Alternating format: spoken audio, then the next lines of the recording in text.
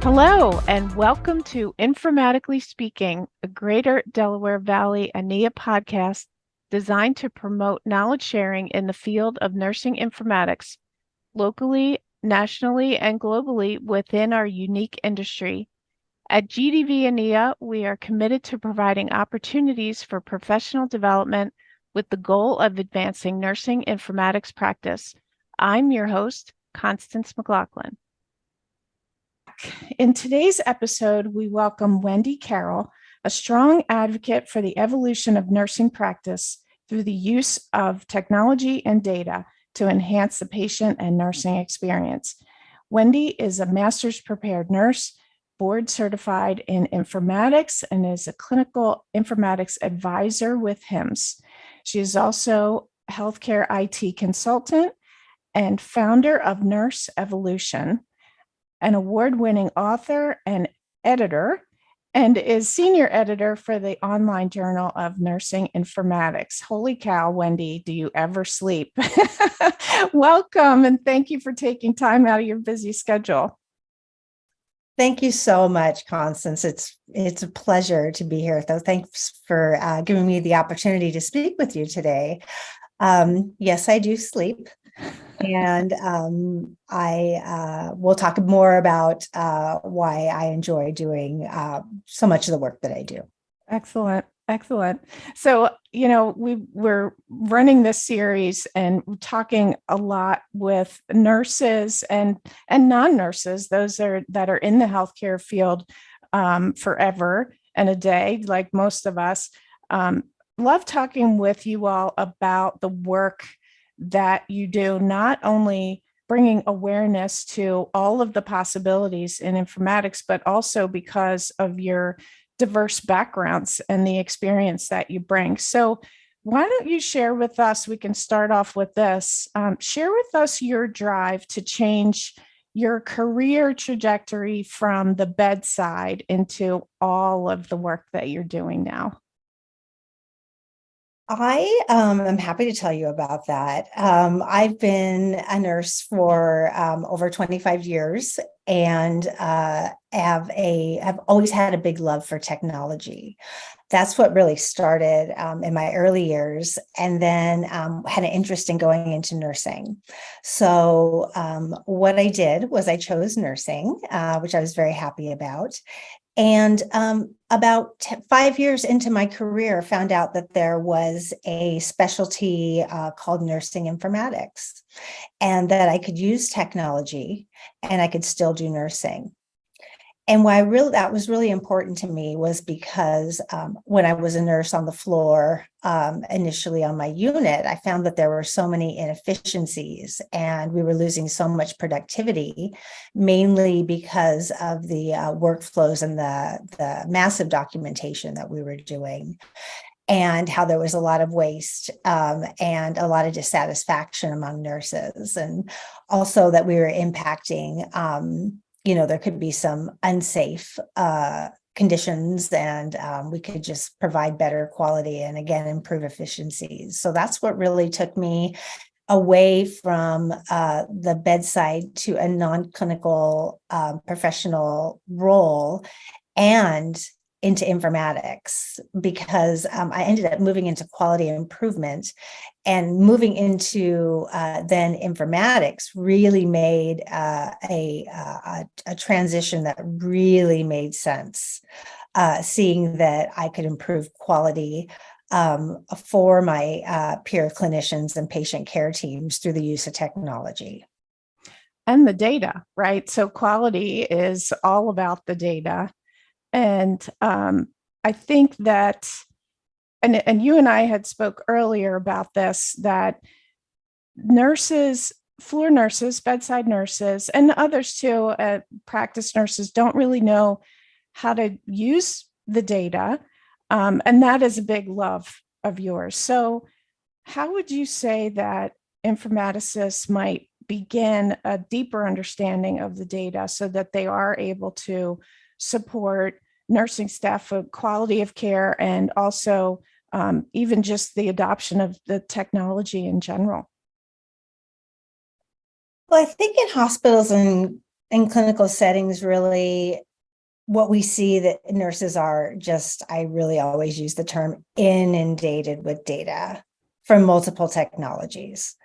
And a lot of this data we create, being the largest sector of clinicians, of course, but also leadership and administration really comes to nurses a lot with these analyzed data visualizations, such as how many falls, looking at it's the big board where it shows all the visualizations and it says how many falls have you had, how long is it taking you to answer your call lights, how many infections have you had on your unit.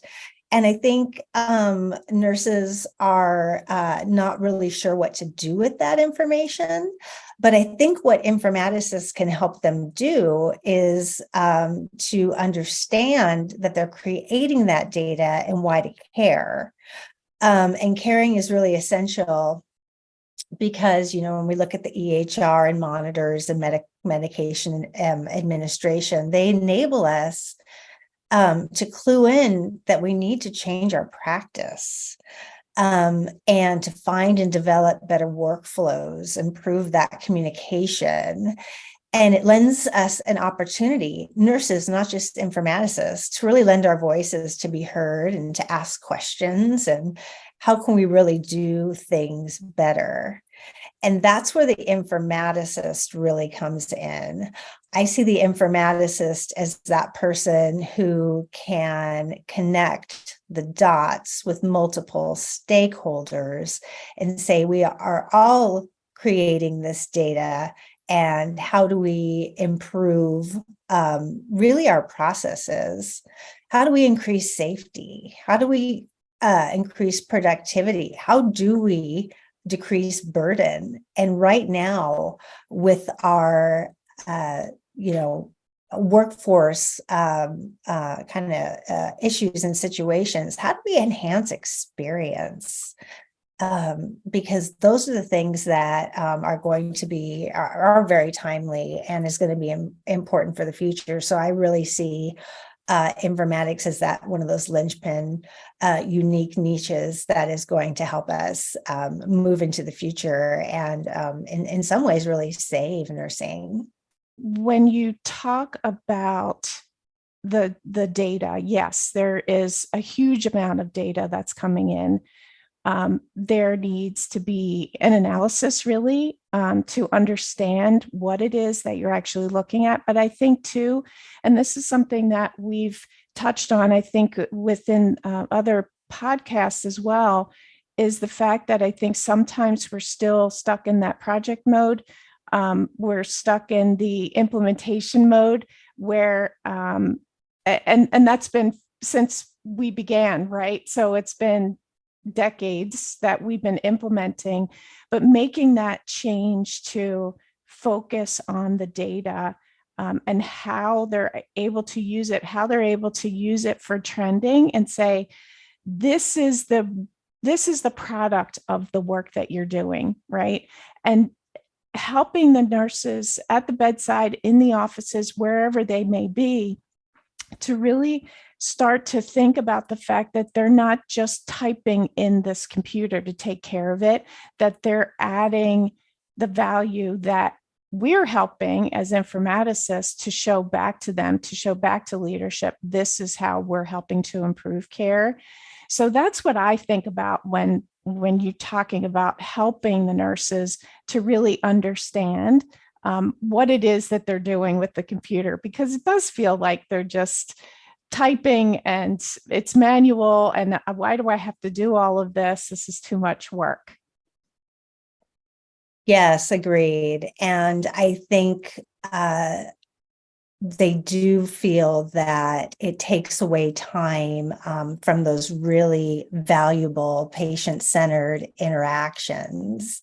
And I think when we look further and you even look at leadership, the administration and operational data that they have to, that they generate and that they do have to analyze and track and trend and aggregate. If we could find more automated processes to use that data in different ways, we would have time, leaders would have time for coaching and mentoring and spending time with nurses. So, nurses want to spend more time with patients and do those high value practices. And leaders need to be spending time enhancing the experience of nurses. And I think through looking through intelligent technologies for both clinical and operational, and looking at the ways that we can use that data, we can do both of those things. I And agree. we can be really timely on looking at the burden piece and begin to continue to build our resiliency. I agree. And there's a ton of dashboards, and no matter what vendor you use, there's dashboards everywhere. And it's really just honing in on what it is that you need to be looking at any given time to make those decisions. So you're absolutely right. I wanted to just switch gears a little bit. So the work in the intro, I mentioned all of the work that you're doing as consultant, editor, writer. You're on panels within forums. And I think sometimes that nurses, and even myself too, I don't realize how much, you don't realize how much you actually do, right? But I think sometimes when folks hear all the things that you're doing, it might feel out of reach. It might feel like, holy cow, how would I even begin? How would I even start getting involved in any of that, or even writing an article for a journal? Or there's just so many different things I think we all aspire to and think, one day I will do that, one day, right? And 10 years goes by and you still haven't put pen to paper. I think that sometimes, sure, you're going to have that white paper, you freeze up in front of that paper, the computer screen. But I think there's too just a hesitancy to get started with that, with getting in work groups and joining, not maybe even at the chapter level first, but then also that national level. I think that can be a little bit scary.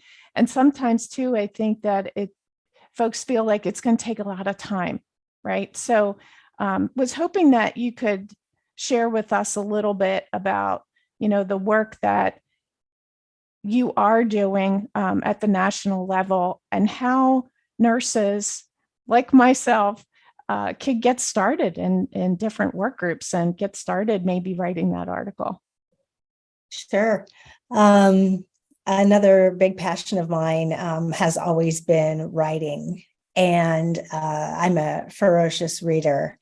And so with learning over the years, and then having really kind of a futuristic, being interested in innovation and learning more about what was happening in nursing, and certainly the niche of nursing informatics, I really wanted to begin writing. And the way that I did that personally, and I certainly encourage anybody who's interested, any nurse who's interested to do this, is to start small. I wrote my first article for a newsletter at our hospital. And it was one of those moments where it was a big risk and it was a big vulnerability. And I just decided to send in a draft, and lo and behold, it was accepted, and I had my first publication in a newsletter.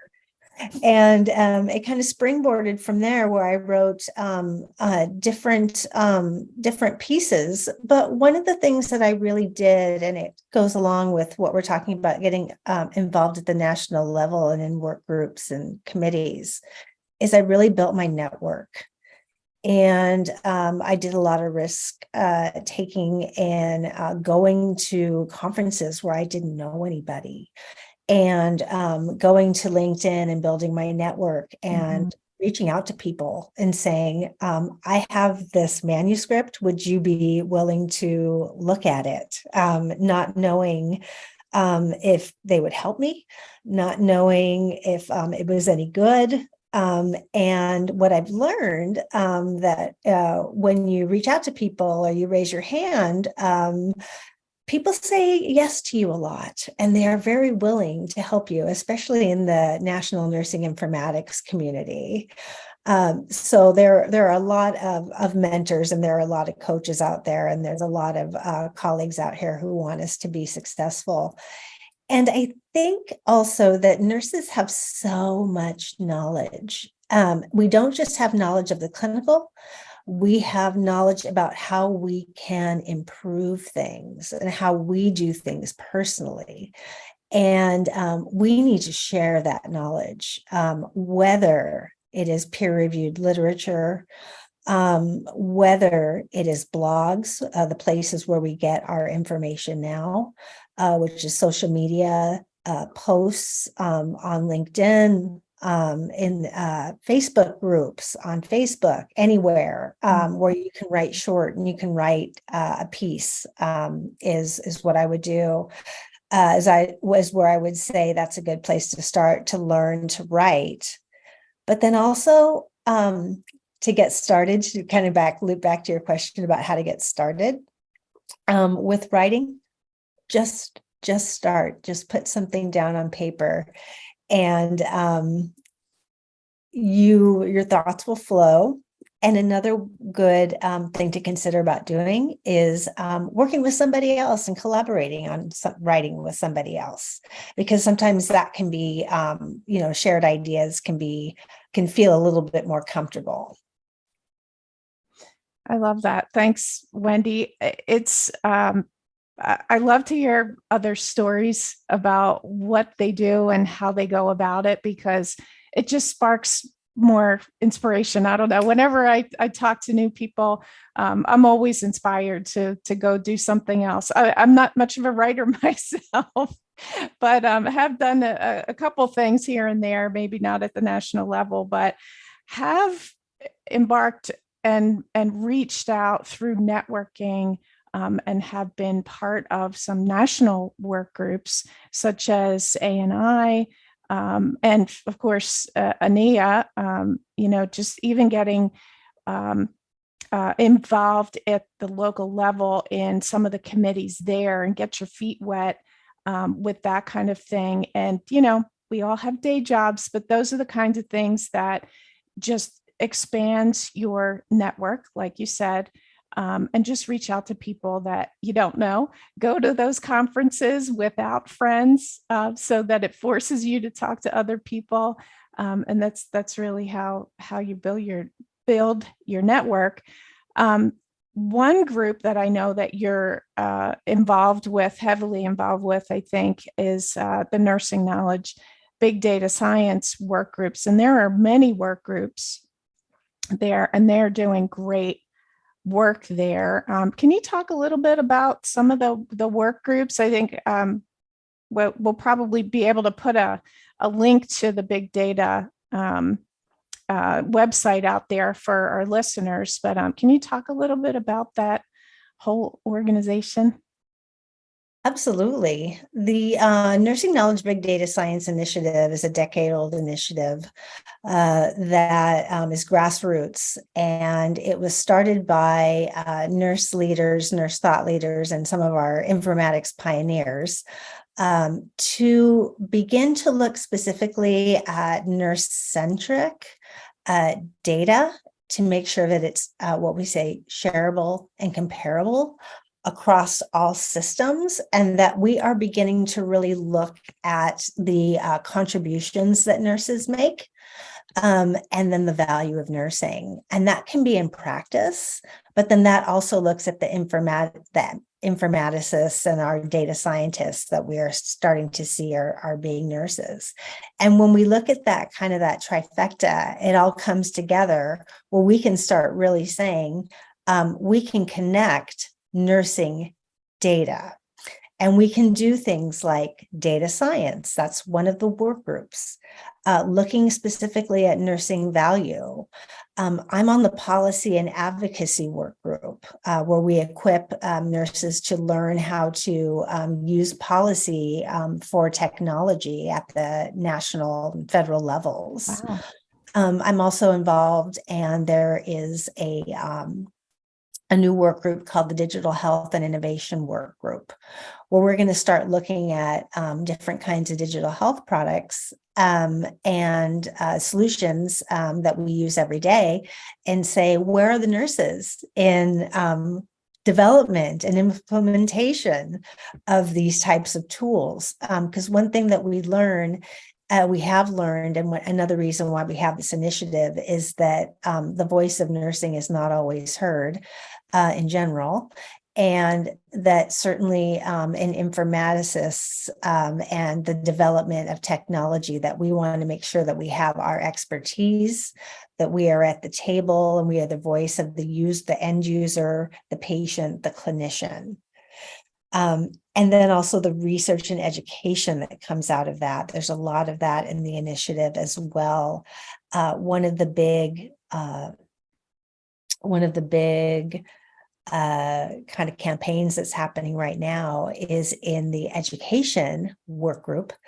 And they are coming up with ways to have there be more nurse informatics academic, teachers for our learners. Everybody needs to learn about informatics. So we need to learn how to teach non-informaticists how to teach informatics, because we need more informaticists. But as you know, as I just said, informatics touches everything, especially in healthcare courses.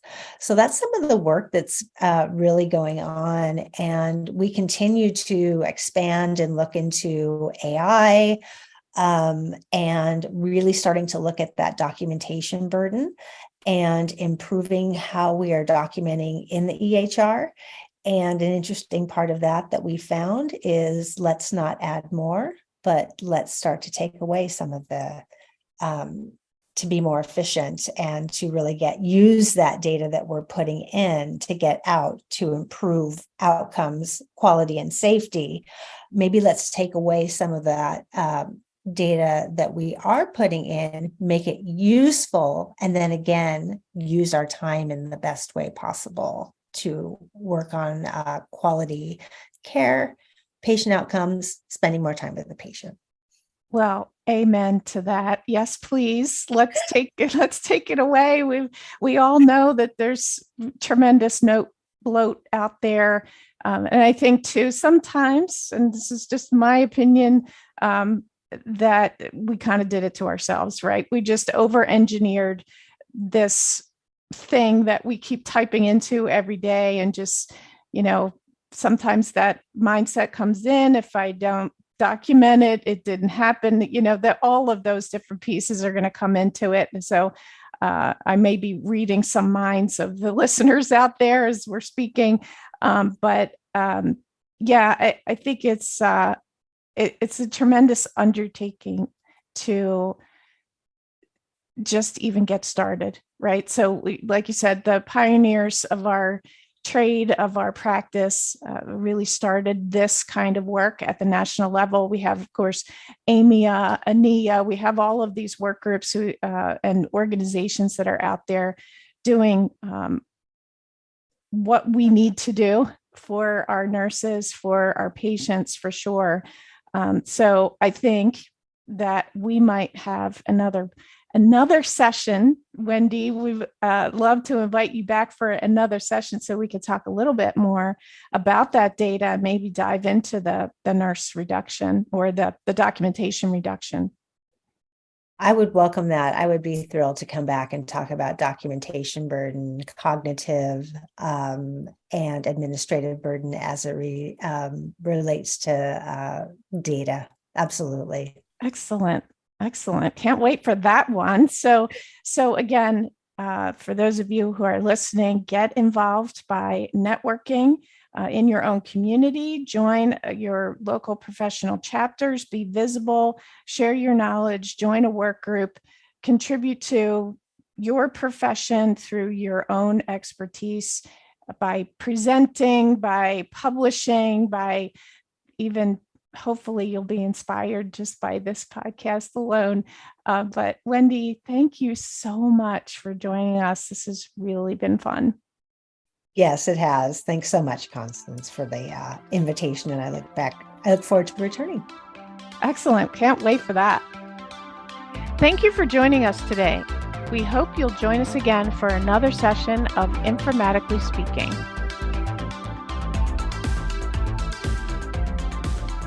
This has been a production of the Greater Delaware Valley chapter of the American Nursing Informatics Association. For more information about the GDV ANIA chapter, visit us at community.ania.org/Greater Delaware Valley/home.